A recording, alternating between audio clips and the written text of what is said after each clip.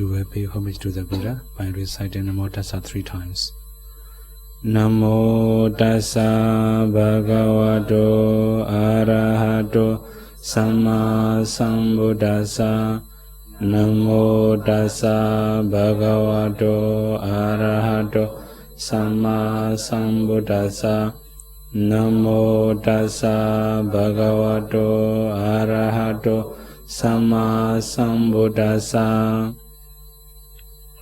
Today we have to start with Anatta Lakkhana Sutta. So in the Anatta Lakkhana Sutta, the Buddha explains the 5 aggregate methods. So I have said when Anna explains Dhammacakkappavattana Sutta, the Buddha also used the 5 aggregate methods for 5 bhikkhus. Now again, Anatta Lakkhana Sutta, the Buddha explained again, but different forms or different ways of practice. Here the Buddha mentioned 11 categories of aggregates. 11 categories means present, past, future, internal, external, near and far, gross and subtle. So when we can discern all these Dhamma as aggregates, for example, material aggregate. Among the material aggregates, some types of materiality are very close to our knowledge. For example, 6 doors: eye, ear, nose, tongue, body, mind. Sorry, my objects are not that much clear, especially eye, ear, nose, tongue. Similarly, we have external objects: color, sound, smell, taste, touch, tangible objects. These are also very close to our knowledge. There are many other materialities very far from our knowledge. So the Buddha categorized as 11, then explained to the bhikkhus. In the suttas, it will mention question and answer. For example, the Buddha will ask them, is material aggregate is permanent or impermanent? They may answer, impermanence Venerable Vassa. If it's impermanent, it's happiness or suffering, then they may answer, it's suffering Venerable Vassa. If it's impermanence, suffering, can we say that it's Atta, self or soul? Is there any everlasting entity? Then they may answer, no Venerable Vassa. So we have Anicca, Dukkha, Anatta. The Buddha put 3 questions in each categories, in every aggregate. So that kind of discourse is called Te Parivatta Desana. So question and answer, 3 questions, 3 answers. The Buddha put question, the listener will answer. We can find that kind of suttas in Vitaka, in many places. Then, anyway, now here the Buddha used 5 aggregate methods, 11 categories. Then Buddha asked 3 questions to the bhikkhus, they also answer. Now one more thing. From time to time, the Buddha also used Netta Mama, Neso Amasmi, Na Meso Atta. It's very familiar to all the practitioners and especially readers. For example, the first one, Netta Mama, this is not mine. Neso Amasmi, this is not myself, or this is not, there's no I or me. Na Meso Atta, there's no the everlasting entity or self or soul. So when the Buddha used this kind of things, we can understand 3 types of contemplation: Anicca, Dukkha, Anatta. So, for example, the first one, Netta Mama. Netta Mama means there is craving that belong to me. Because of attachment, we will say Netta Mama. That is a mind or mind possession. Nesoha must me, there's an I or me. That means conceit, mana. We call in Pali asmi mana. So that means according to our own ability, personality and skill, we will be proud of our ability. This is the mind, this is me, this is I. So if we have that kind of perception, we cannot contemplate anicca dukkha anatta very clearly. Now the last one is na me so atta. Atta means this is a self or soul. We can also understand everlasting entity. So when we have that kind of perception, then we cannot contemplate as anicca dukkha anatta very clearly. Then we also have three contemplation that can remove three types of wrong view. Now I have said craving,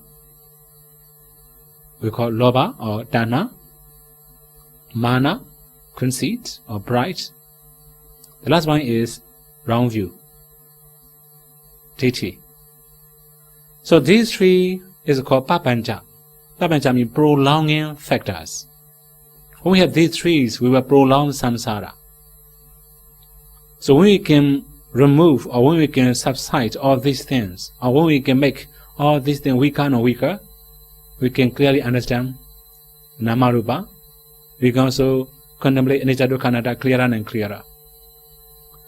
So we also have other special explanation about it, especially when we practice vipassana. We have 7 ways of discerning nama. Among them, I will say the last 3. The last one is because anicca. When we know anicca, impermanent, we can subside mana, we can subdue mana, pride. So when mana becomes very weak, then we can make our practice a little bit stronger because we have sense of urgency. If there's a mana, there cannot be sense of urgency. If there's a sense of urgency, there cannot be mana. These two are opposite. The next one is when we have very clear discernment of the dukkha, suffering, then we have a craving, no more craving. So we can overcome craving or we can make craving weaker and weaker. The last one, anatta. When we can contemplate anatta clearer and clearer, we can also overcome the perceptions of atta, wrong view. So if we summarize, anicca can make, the perceptions of anicca can make mana weaker. The perceptions of dukkha can make craving weaker. The perceptions of anatta, non-self, can make wrong view weaker. So we can also understand another way. When we have very clear discernment, very clear contemplation of anicca, dukkha, anatta, then we can overcome these 3 prolonging factors: craving, conceit, and wrong view. So here the Buddha mentioned 3 contemplation: anicca, dukkha, anatta. The Buddha also asked them, if there's anicca, dukkha, anatta, can we say that is a somi atta, that is a my atta, myself? That's everlasting entity. Then can we say there is I or me? Can we say there is a my belonging or my possession? The Buddha put this kind of question to 5 bhikkhus. They could understand the 5 aggregate clearly, so finally all of them could attain arhatship at the end of the discourse. This is a summary of Anatta Lakkhana Sutta. Then, so far within 5 days, including Dhammacakkappavattana Sutta, there's 5 days already. Within 5 days, the Buddha had explained only 3 discourses. So, it mentioned very much in detail, especially when we read one sutta, especially the last night I have already explained Himavata Sutta. So after reading Himavata Sutta, we can also understand the Buddha spent very long time for Anatta Lakkhana Sutta. Maybe the sutta we learned today cannot be the original one, maybe shorter version. Why can we know this is a shorter version? When we study Mahasatipatthana Sutta, when the Buddha talk about Dukkha Satya more in detail, very much in detail. But here the Buddha mentioned very brief. When we say Dukkha Satya, Sankatina Panchupara Nekkhandha Dukkha. In brief, they are 5 green aggregates. When we study in the Mahasatipatthana Sutta, the Buddha explains what are 5 aggregates in detail. That is why the Buddha spent very long time explaining Dhammacakkappavattana Sutta to 5 bhikkhus. We can understand 5 days. The same topic. Then the last day, the Buddha explained Anatta Lakkhana Sutta. Then all the bhikkhus could attain arhatship. So 5 bhikkhus and 1 Buddha, altogether 6 arhats within 5 days. Yeah? Then again, at that time we have 1 young man from Varanasi. He's called Vassa. So he lived in 3 mansions, very beautiful house, well decorated houses. Then 1 for winter, 1 for summer, 1 for rainy season. At that time he would spend his time in the rainy season mansion.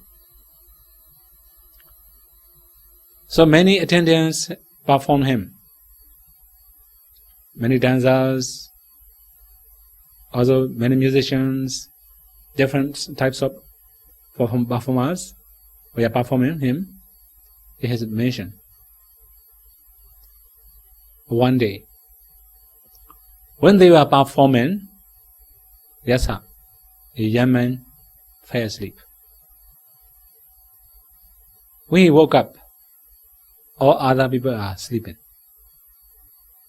So they also thought, now we have to perform. We have to dance, sing for the only person, Vassa. If he falls asleep, we don't need to perform anymore. We don't need to sing or dance. They stop. Then holding their musical instruments, they also sleeping. When you wake up, the light is lit. There's the lighting inside the dancing hall.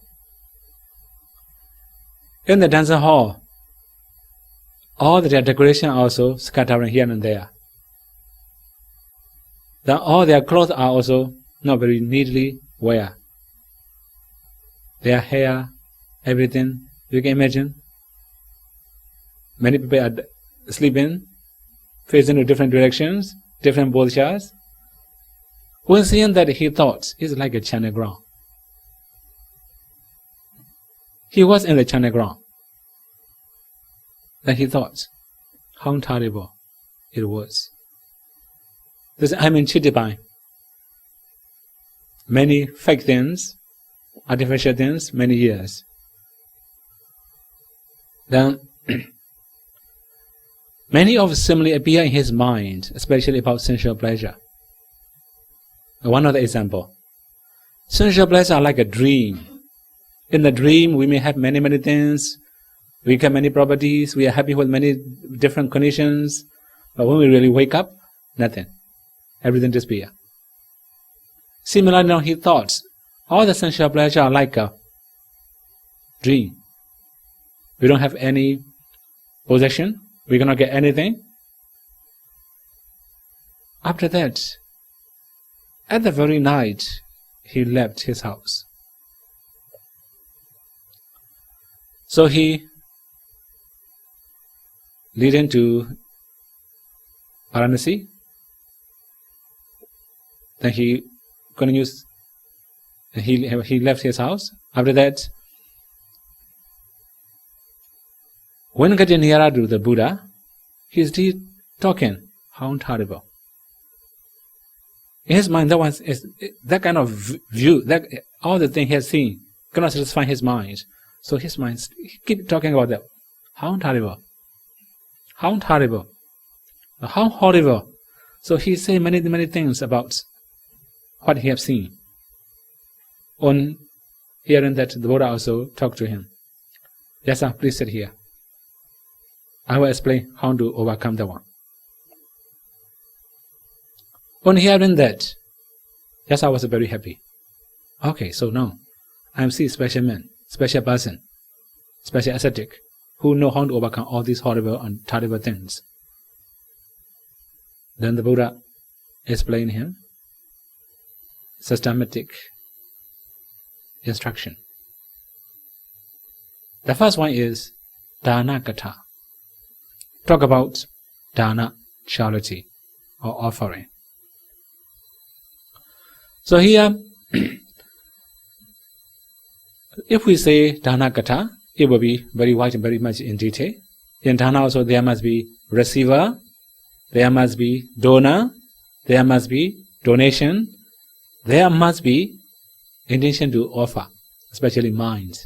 This is more important.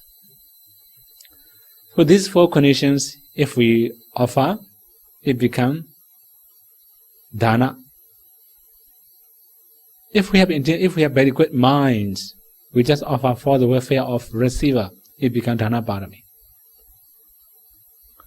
So actually the Buddha mentioned many things about dana. For example, material properties are impermanent. Everybody knows impermanent, come and go. So although we have an offer, our properties, but dana remain whole samsara.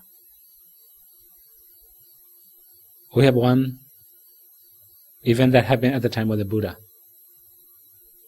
One man offered a monastery to the Buddha. There was also an enemy who hated the donor.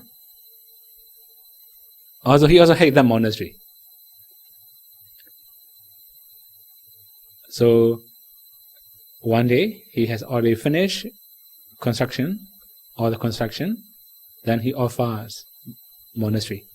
At the very night, the enemy go to the monastery and set fire. He thought his enemy will be unhappy on hearing that. But he also wished to know what he was talking. He listened what he was talking. Then the donor said, there were many mistakes in my previous construction. This time I can do better. So I will reconstruct the goodies. Then he also make wish. May my enemy be well and happy because of his action I can offer again. Then the donor also realized honesty disappear, but donation never, dana cannot disappear. He also understand like that. So you have more chance to offer. So in brief, properties have the nature of impermanent, but dana will last long.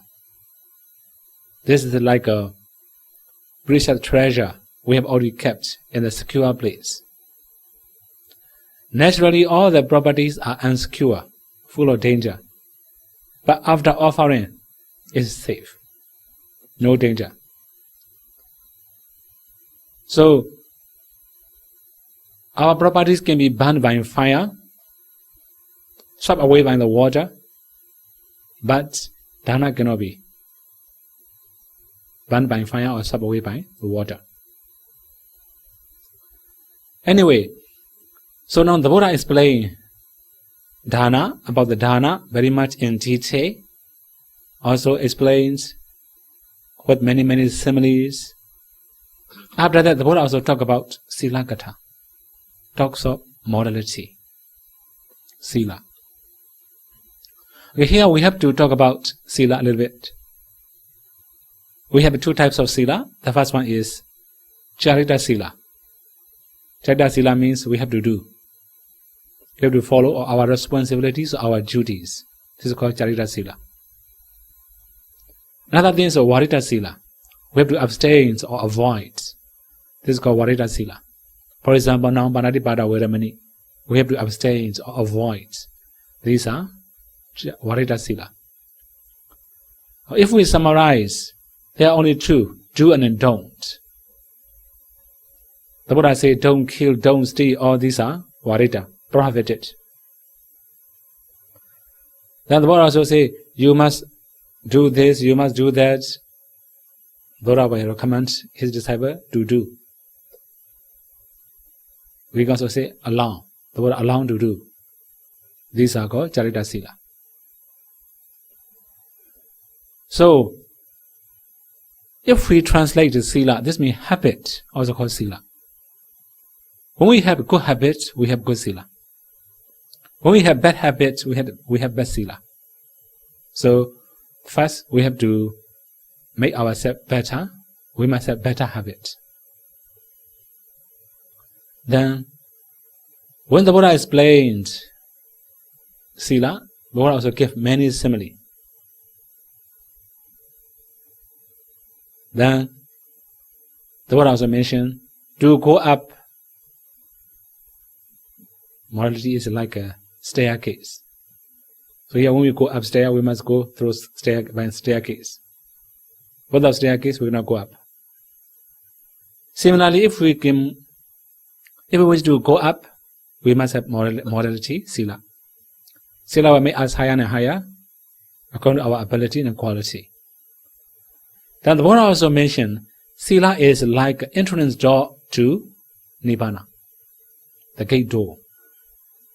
So if our gate door is closed, we cannot go inside. If we open the door, we can go inside. Similarly, Sila will make the door to Nibbana open. That is why the Buddha mentioned Sila is the door to Nibbana. Without Sila, we cannot enter. We must stand in the entrance. We cannot enter into it. Then there are many other examples of Sila. For example, the king. If the king is rude, very bad, people may scare off the king but no respect. Similarly, there are many well-educated persons. Because of their education, we may admire but no respect. Then, similarly, very rich person, good businessman, very big company owner, he will be rich, but if no morality, we may not respect. That is why the Buddha also mentioned morality is better than the king, educated person, worthy person. Then we also have some simile of Sila. For example, sandalwood. This is very good smell, fragrance. A flower also have good smell, fragrance. But all these smell can go downwind, but it cannot go upwind. But the fragrance of Sila can go anywhere in the world.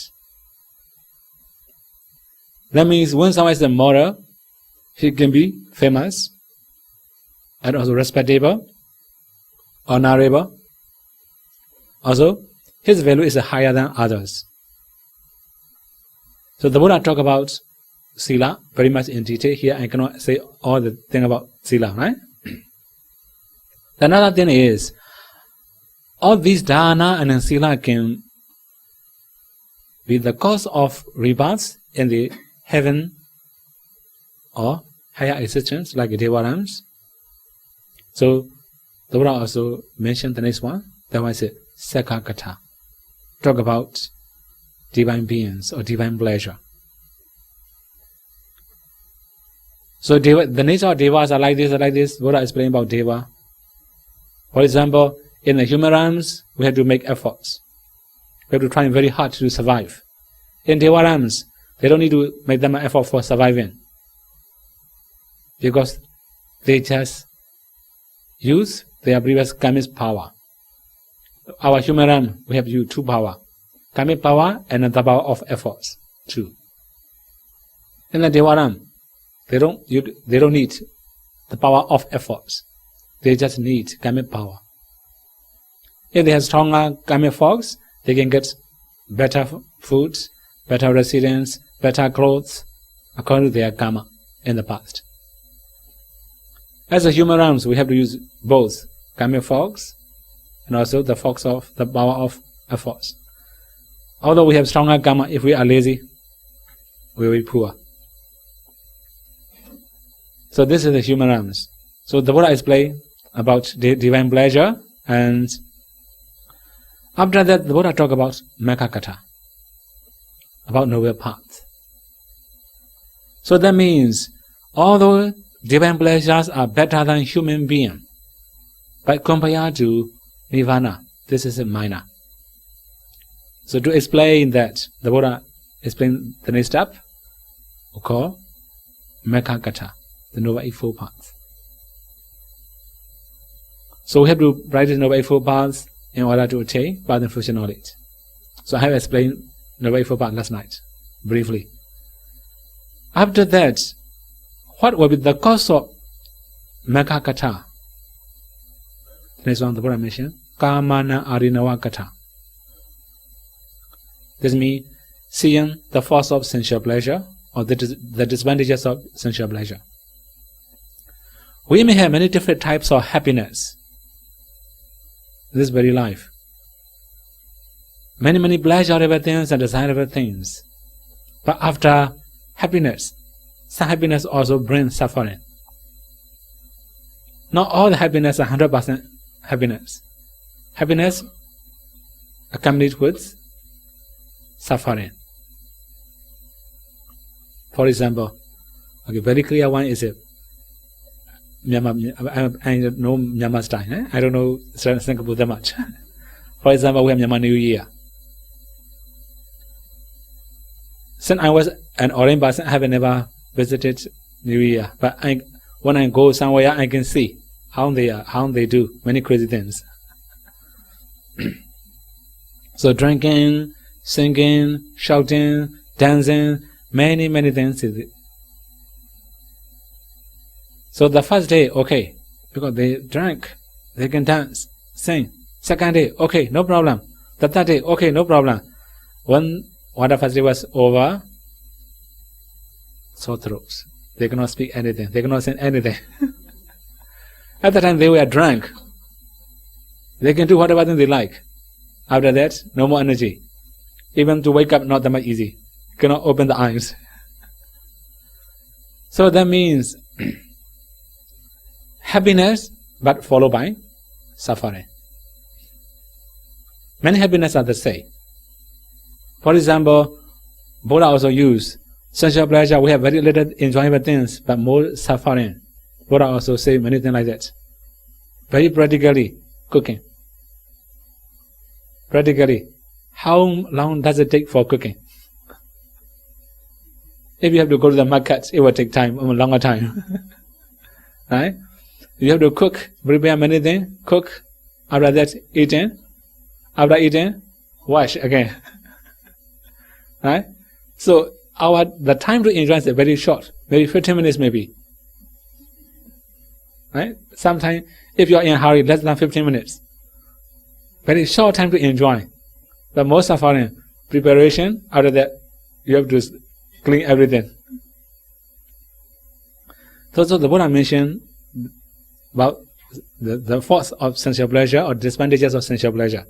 It's only the eating. We can know many other things. Right? How terrible. The Buddha talk about Kamana Adinava Kata, that means seeing the force of sensual pleasure or the disadvantages of sensual pleasure. So when the Buddha said that one, originally, Vassa, his mind does not incline to sensual pleasure anymore. No, the Buddha talk about it. He can realize it deeper. Previously, the Buddha talk about Dana Gata, Sila Gata, Saka Gata, Mega Gata, talk of charity, morality, also about divine beings, also now about noble paths. His mind is very soft, subtle. The Buddha, clearing his mind, after that, finally, the Buddha talk about Four Noble Truths. So, here I have to give one information. Dana Gata, Sila Gata, I have it list out. All these are called Anupupi Gata in Pali. Anupupi means orderly, the order of teaching. So one more thing. Sometimes people get confused. Should we practice one by one, first Dana, after the Sila, like that? You have to go together. These are only the order of teaching, not the order of practice. When we are really practicing, we can do everything at the same time, as many as possible. So in brief, we call this one as Anupupi Kata, the order of teaching. Sometimes, when you read sutta or some story, the Buddha talks some discourse to lay devotee. It doesn't mention what kind of discourse. If it doesn't mention any particular discourse, that means Anupupi Kata. This Buddha usually talk this one to his disciple. Finally, after this Anupupi Kata, the Buddha talk about Samokansika Desana, that means about the Four Noble Truths. This is the order of teaching. So, whenever people come, the Buddha will explain this one. So later, when I explain in many other, now the third day, right? 3 more days remain. If I cannot mention any particular discourse, I will refer to the one. Anupupi Kata or Samokansika Desana. Right? You have to understand the order of the instruction. From Dharana to Mega. It's about the Noble Eightfold Paths. Okay? So, after that, after explanation, Anupupi Kata, the Buddha talk about Four Noble Truths. So this is the noble truth of suffering, this is the noble truth of origin of suffering, and so on.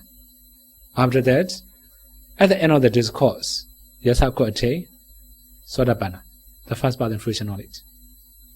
At the time, in his home, his mother and her father were worried about him. When they looked for their son, they could not see, so they sent their men to look for their son. The father himself, seeing the print of sandal, golden sandal, he followed, he traced the prints and followed. Then finally he arrived at Isipatana, where the Buddha's born, Vassa. Then the Buddha also knew that man also could attain Sotapanna. But when he if he saw his son, because of attachment or because of excitement, he could not listen Dhamma very well.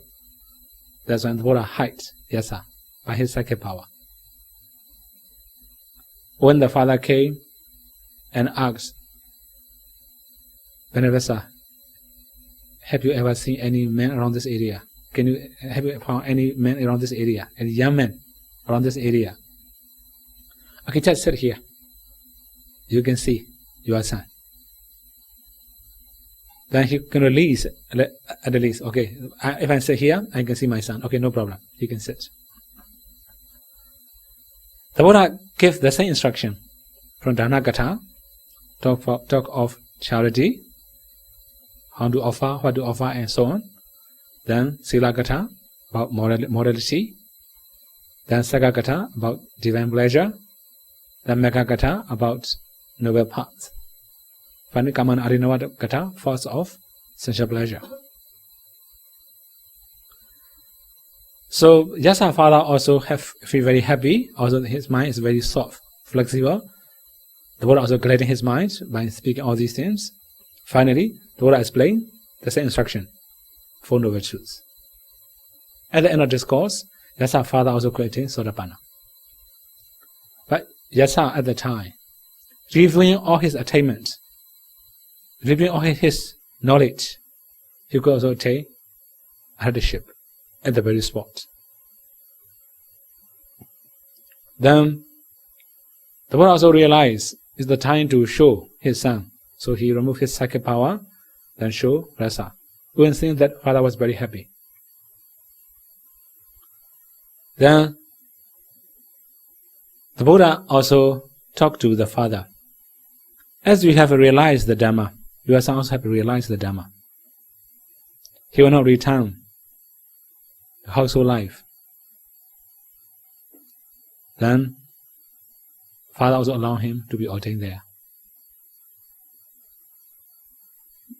Okay, one more thing. Previously 5 bhikkhus, the Buddha say, Ehi bhikkhu. Bhikkhu come. Now all become bhikkhus. Now Yasa also the say, Ehi bhikkhu.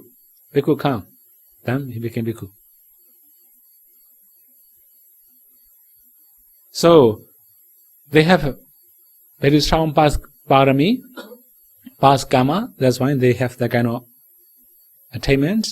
They also have that kind of ordination. So now, I think within today, all the arhats will be. I will have to explain many arhats. All the arhats will be the same ordination. Ehi bhikkhu. In reality, after 20th Vassa, not many Ehi bhikkhu. Before 20 Vassa, the Buddha ordained many bhikkhu like Ehi bhikkhu, knowing their past lives, past parami. Okay, now again, after that, the father invited the Buddha and his son to their house for meal.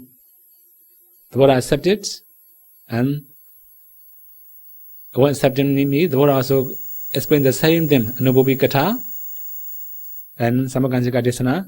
Yasa's ex-wife and Yasa's mother also attained Sotapanna. Then on hearing that, Yasa also had many friends. Boniji, Gawambadi, Subahu, all his friends. They were also rich,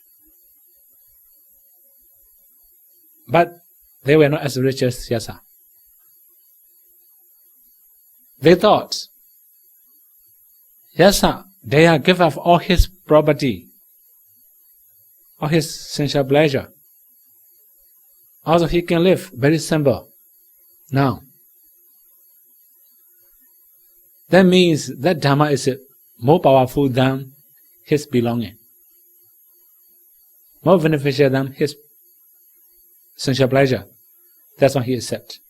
Believing that, they also ordained. They were also ordained.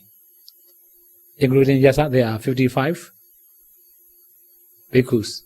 They were also Ehi bhikkhu. So in the first Vassa, so together with Yasa, there are 55 bhikkhus. Previously, 5 bhikkhus. Panjavakiya, altogether 60. Arhat. All are Ehi bhikkhu. So at the very Vassa, there are not many other devotees, no other practitioners, no other attainments.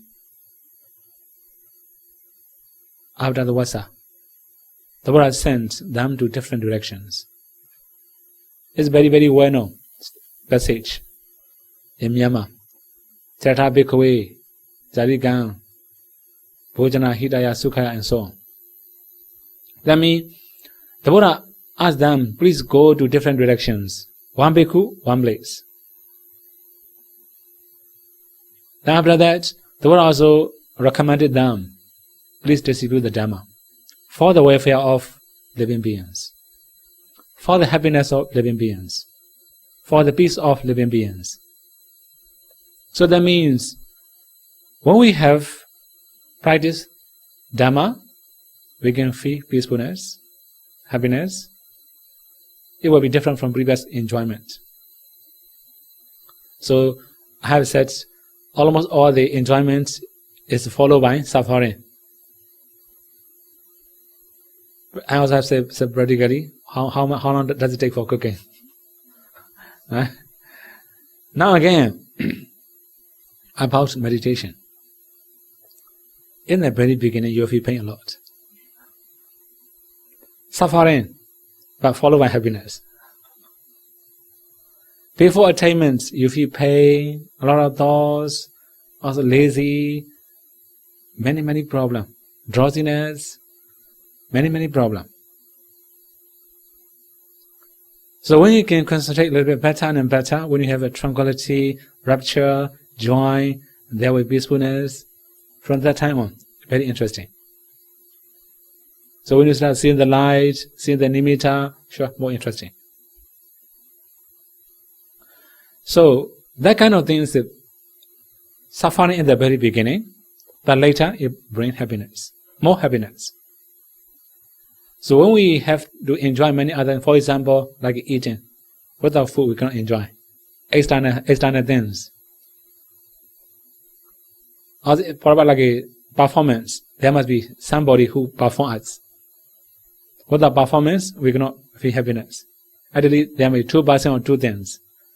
In the case of meditation, we alone. We cannot share our happiness to anybody. This belongs to us. Real possession. We cannot show anybody. We cannot share with any of our friends. If they want to happy like us, they also have to do like us. Okay, so now in brief, the Buddha recommended them to distribute the Dhamma for the happiness of living beings. So all the 60 arhats set out very long journey to different directions, different places. In the very beginning, when there was some new candidate who was to be ordained, the bhikkhus had to bring them to the Buddha. The Buddha ordained. Finally, the Buddha also allowed them to ordain by reciting 3 refutes. Buddha Saranagacchami, Dhamma Saranagacchami, Sangha Saranagacchami, you know already. Reciting, if you can recite these 3, allow to be bhikkhu. But later, ordination system will be changing. Okay, anyway,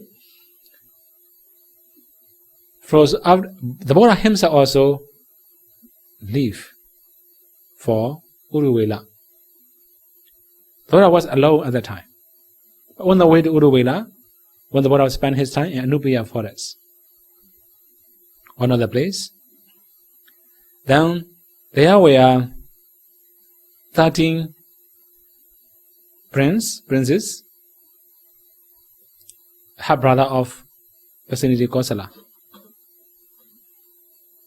They met the Buddha, and also they had a chance to listen to discourse from the Buddha.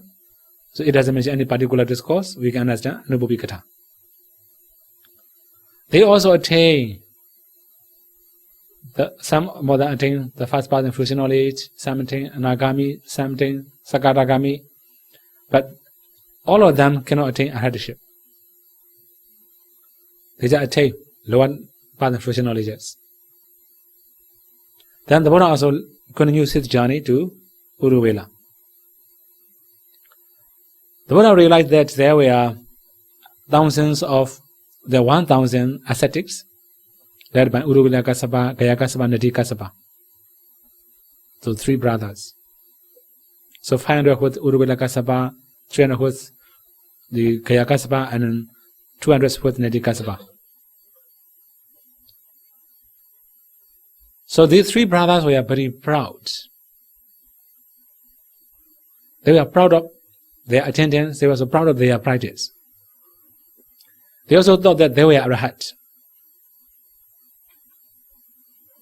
When the Buddha arrived there, and requested Uruvela Kassapa to allow him to spend one night. They don't have any extra hut, only kitchen. So we have here kitchen, but in the kitchen there is also very dangerous, poisonous serpent. Then the Buddha asked them to allow him to spend there. Although he don't wish to allow, because it's dangerous at night, Buddha requested three times, so they allow to spend there. So at that very night, very strong fighting for the dragon, serpent. So the serpent also, he can also smoke, because poison chain to smoke. Send the smoke to the Buddha also entered into fire element, also sent smoke back to the serpent. So the Buddha, finally, the serpent also sent fire, even the fire, the Buddha also sent back fire. Finally, the serpent was tamed by the Buddha, given inside the bowl. Next morning, all the ascetic thoughts, now karma pass away. They were also free. Sorry, because they know karma is very good and very kind bhikkhus, kind orange person. That kind of good person shouldn't pass away that much early. But when seeing the serpent inside the bowl, they're surprised. But Uruvela Kassapa thought, karma is very, very powerful. He had very strong psychic power. But he is not Arhat yet like me. This is his mana.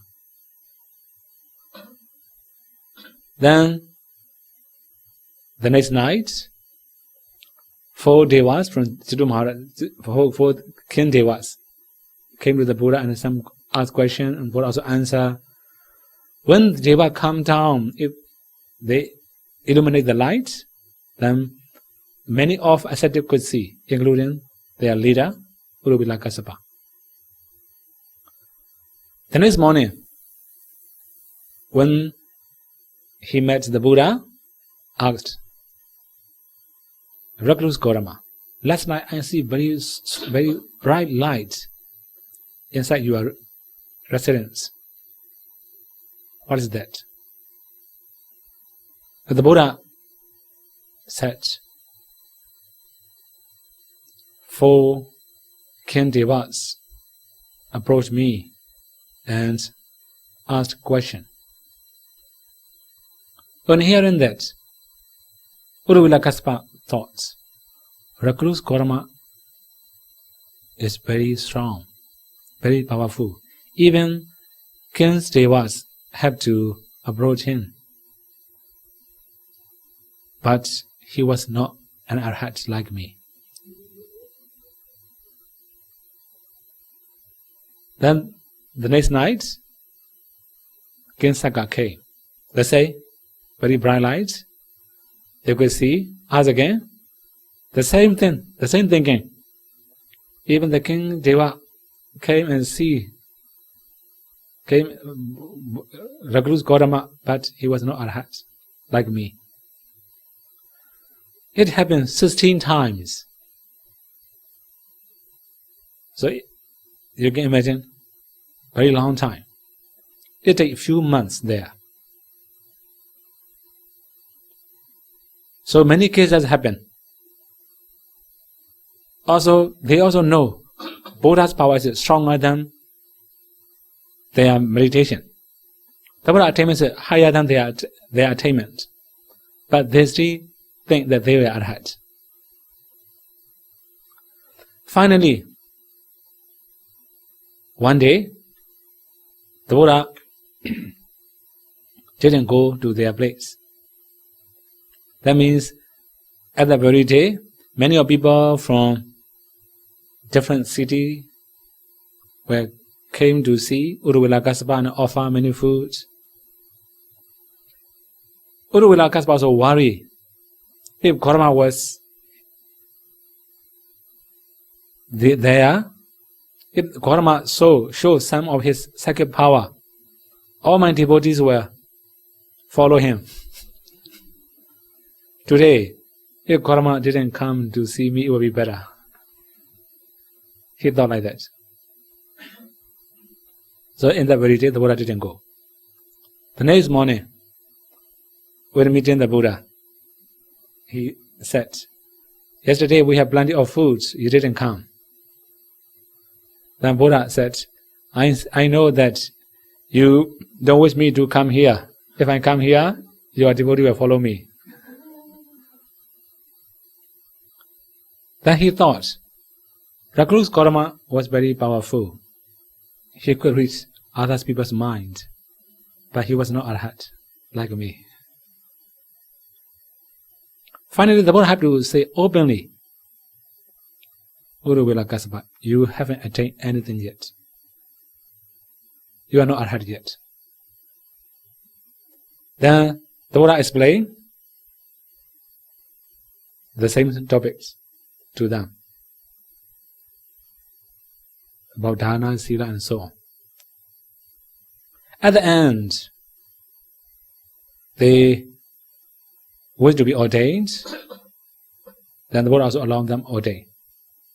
So group and group they were ordained. After that, the Buddha talked about fire sermon. Everybody knows fire sermon. Fire sermon means they also mentioned actually the door by door. For example, iron is burning. Here, burning means iron also burning with aging, sickness, death, rebirth. This is called burning. Also, we also lust, raga, dosa, moha, burning. So that means sometimes our eyes are burned by anger, sometimes our eyes are burned by the lust or attachment, sometimes our eyes are burned by many other defilements. This is called Adita Priyaya Sutta. Similarly, nose, tongue, body, everywhere. Then here sometimes the metaphor burning cannot understand. That means if we eat the food with attachment, this means our tongue is burning. Right? Then I remember one of the Pausiaro's Dhamma friends. He passed away already. He was also a vegetarian. One day when he met Pausiaro name is Uajina. Right? Then he said, Uajina, when our tongue is burned by pork or beef, it's also very, very terrible.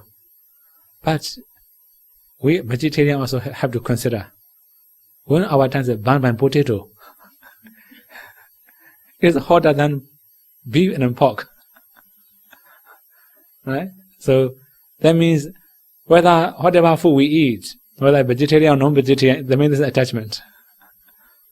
So if we have attachment, if we eat anything with attachment, that means tongue burning.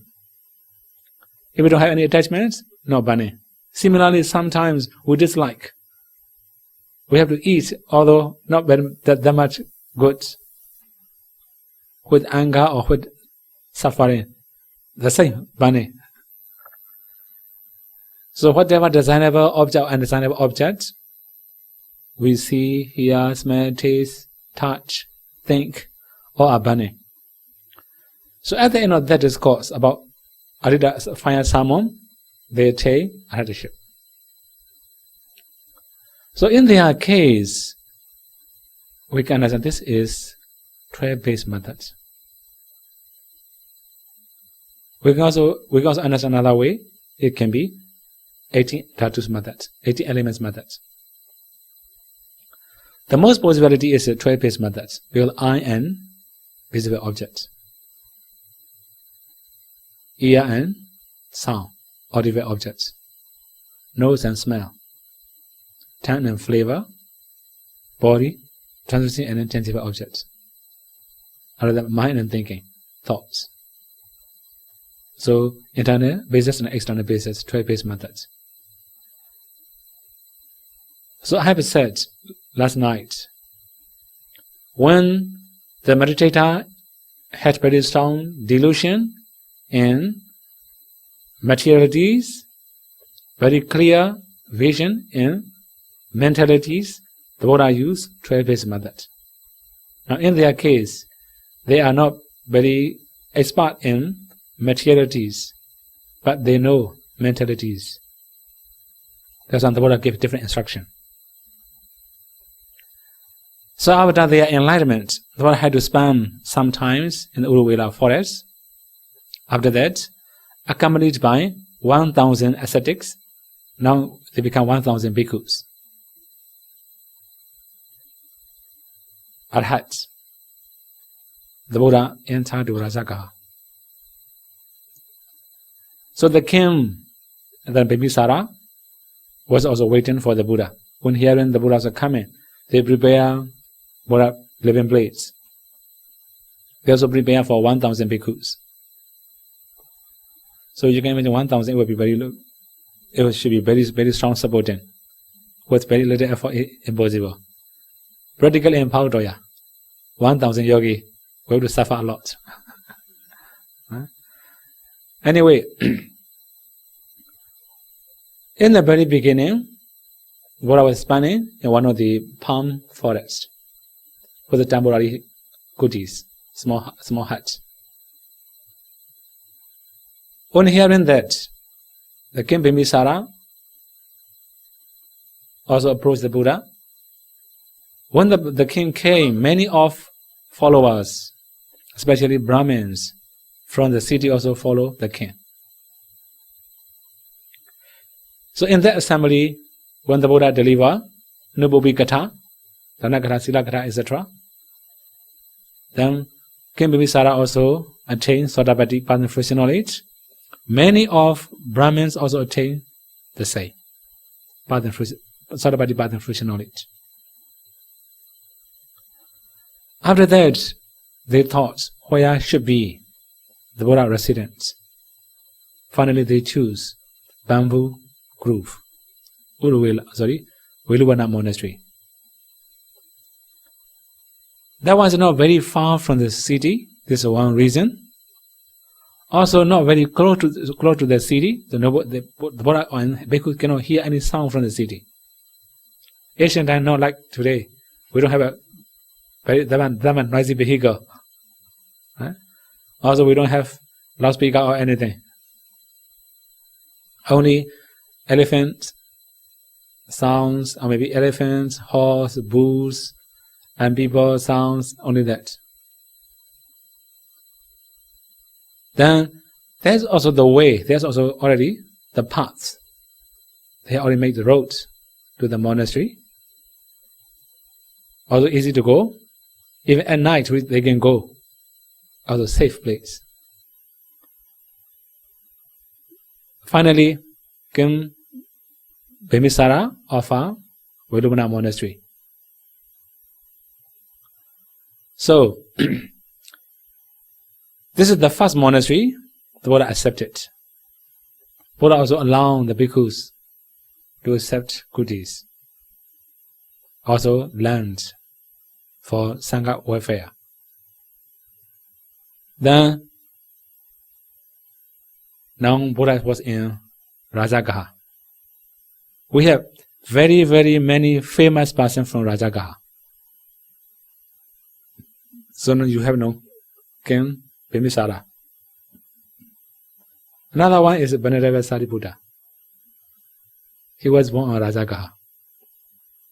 His friends, Venerable Mahamoggallana from Rajagaha. Then the third disciple, Venerable Mahakassapa from Rajagaha. But they were not born in the city. They are born around Rajagaha.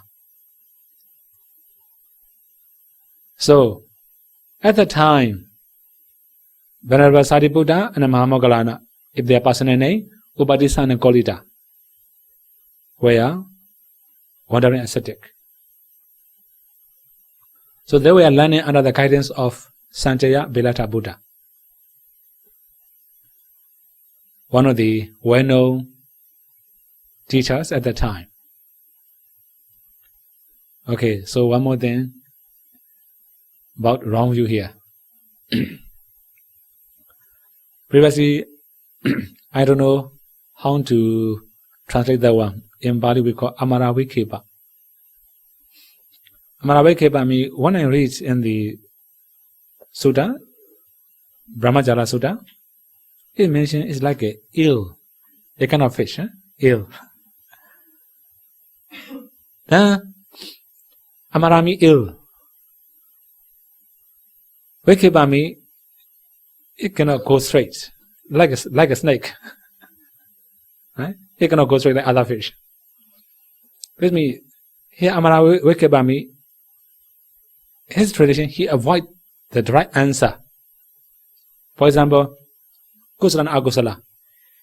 The teacher himself didn't know what is Kusala and Agusala. He don't wish to answer. That's why he avoid the answer. Okay, now example. Is there is everlasting entity or not? Right? Okay, for example, like if our aggregate is material is an everlasting entity, we have this kind of question. He may answer, I don't say so. Then we may ask again, if so, that means is our material aggregates not everlasting entity? He may say it again, I don't say so. Then we were joined together. If so, some of us have everlasting entity, some no have everlasting entity. He may say, I don't say so. Then he avoids the right answer. So his method is not that much difficult to learn. He may talk about aggregates or many other things, many other ways. For example, like life is a permanence or not. Similarly, the world system is a permanence or not. Is there the end of life or not? There were many questions. He also put many questions. So whenever Sariputta at the time Upadisa and Kovida, within 2 or 3 days, they could realize what's his teaching. So the main thing is that they also have to learn how to make question. They also have to learn how to make answer. Answer is very simple. They have to learn the question. So after learning many questions, then they realize that teachings cannot lead to the end of suffering. Then they were looking for liberation, also some special dhamma from many other ascetics. Fortunately, they met Venerable Assaji, going for Pindapat at the time in Rajagaha. So Upadisa, seeing Venerable Assaji, realized there may be some special dhamma in the ascetic. Then he followed him.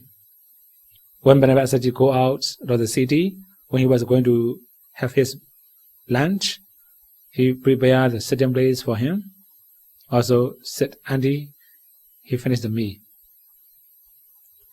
At the end of the meal, he asked the Venerable Assaji, is there any dhamma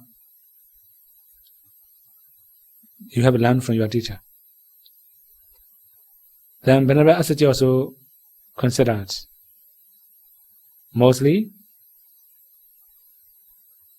many other religious teachers or many other ascetics find faults of Buddha's teaching. Then he thought he don't want to answer that much in detail. That's why he just say, it's also telling the truth. I just ordained recently. I haven't learned many things from my teacher. So you can, well, it's also truth because only one Vassa. Afterwards also he has set a very long journey. He was not with Buddha. But he had attained arhatship, that's why he knew his own practice. Then when he asks, when he say like that, Upadisa asks, always very little then no problem. Just tell me, what is that? Then Venerable Asaji said very simple stanza, Ye Dhamma Hetu Bhava. That all the dhammas are originated from its causes. This means all the dhammas come from their causes.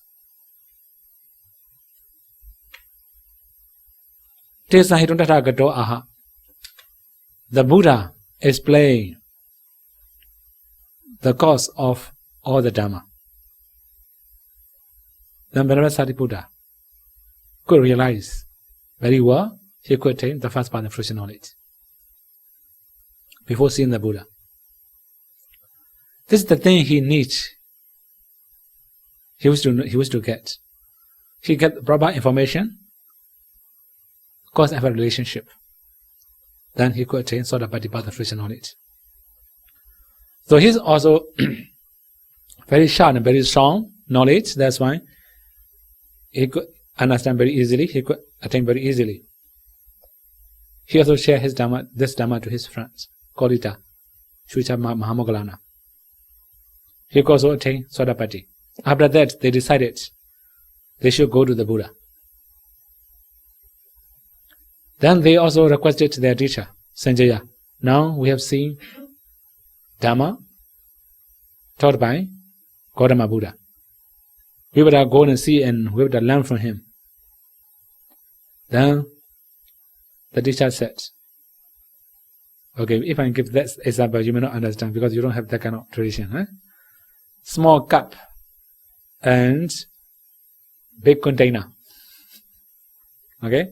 For example, when we will keep big water bottle.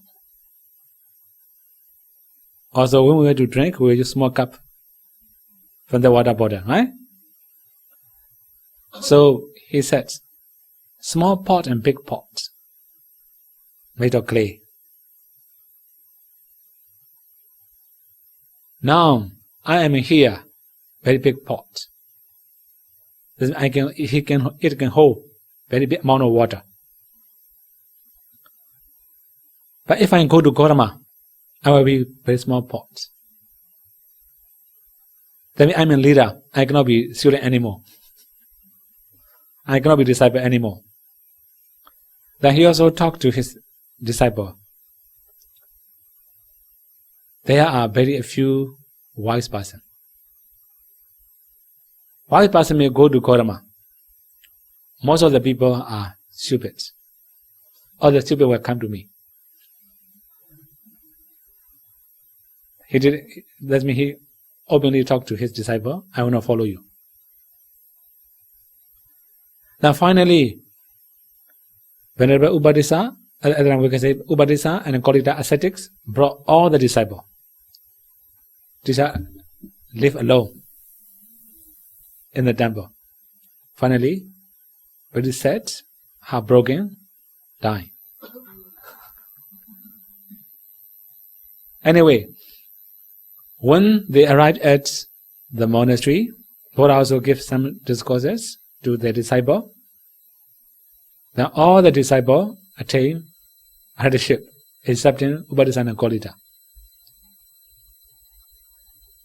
Then, why they could not attain? They have more analyzed meaning. They want to analyze more and more. So 1 week after ordination, Venerable Mahamoggallana attained arhatship. 2 weeks after ordination, Venerable Sariputta attained arhatship. Why they had to spend a very long time? In the case of Venerable Sariputta, he did some. Nama Rupa saw many living beings, generally. So very much in detail. He did some very much in detail.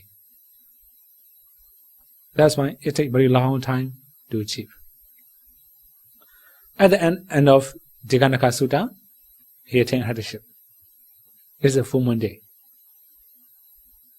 So after the Vassa, the Buddha came to Uruvela. Right?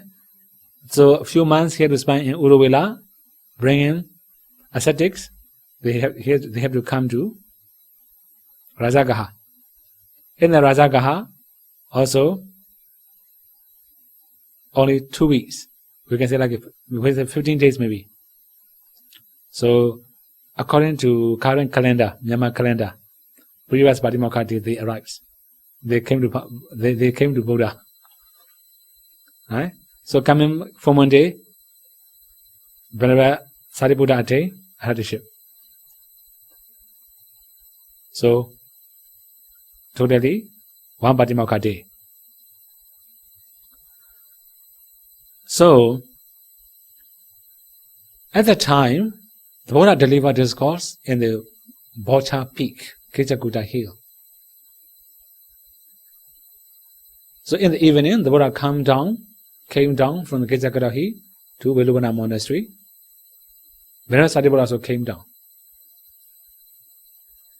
Then there are many arhats at the time came to see the Buddha. 1,000 arhats you have already know. Another one said, there are Venerable Sariputta and Venerable Mahamoggallana also bring many of disciples. This means many of the 100 ascetics together with them.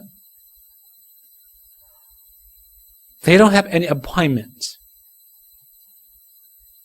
but they gather in the Veluvana monastery. Then all of them are also arhats. They are not ordinary arhats. They were Chala Binya arhat.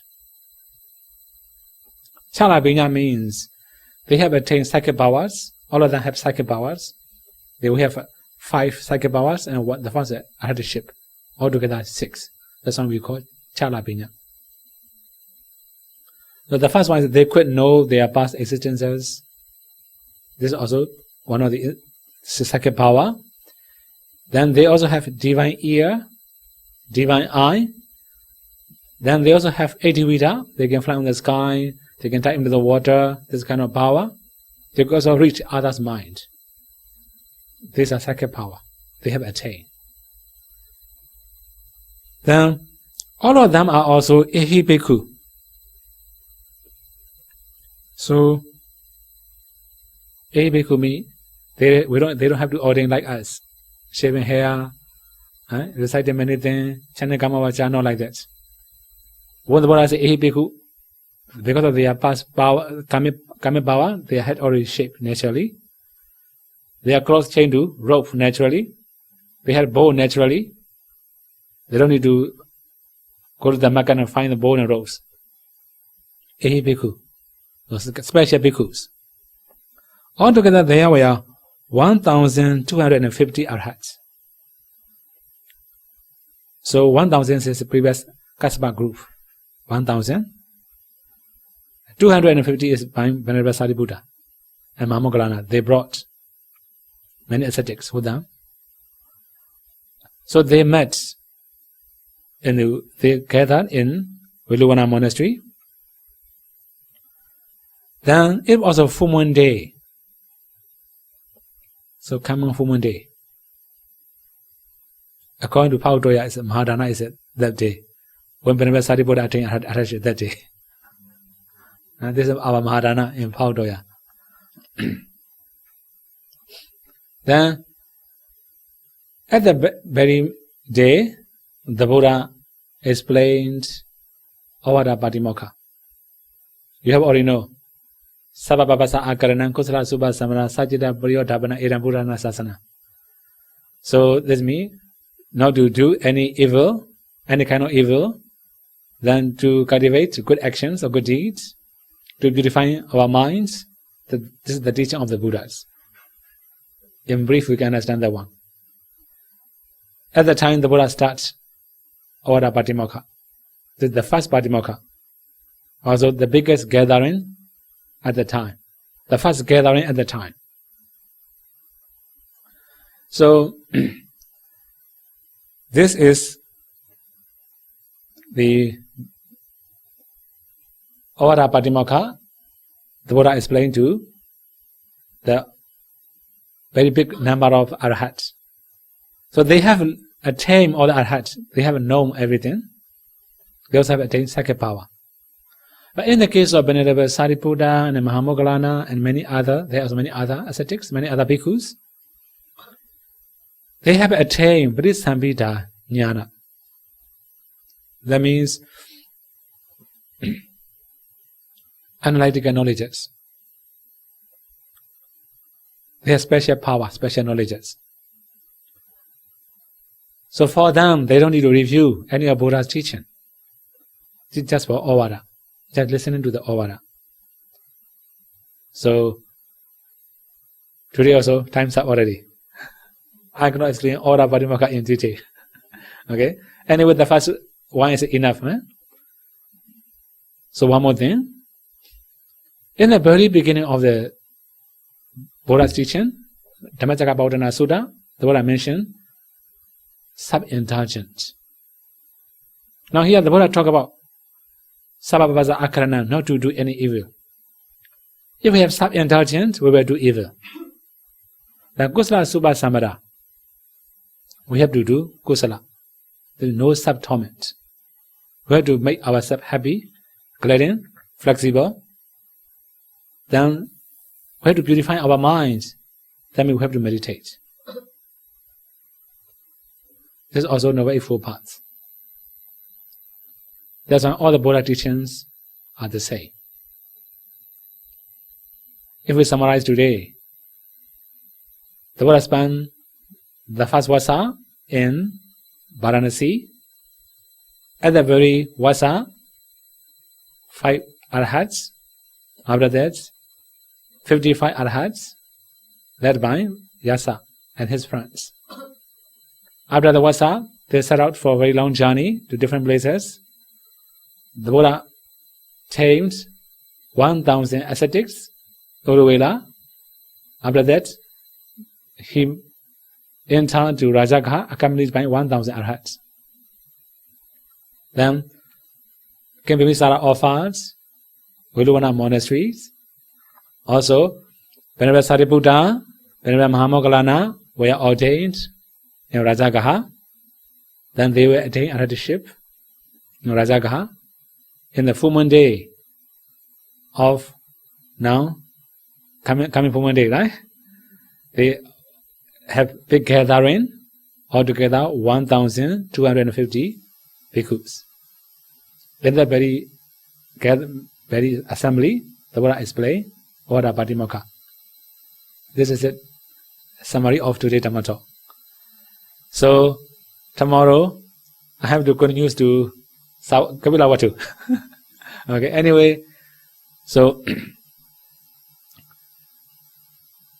maybe conclusion. We must have faith. After listening, dana, sila, etc., we can have faith. We can gain the faith. Then we also have opposite factors, doubt. Listening to the Dhamma, we must gain faith. We must be able to overcome the doubt. Second one, we also need efforts. The opposite factor is laziness. When we have faith or confidence, we may have also efforts. We believe ourselves. We have self-confidence. Then there will be proper efforts. Then we must all have mindfulness. Otherwise we may have scattered mind, restlessness. Then we must all have a concentration, one pointedness. The final we must have wisdom.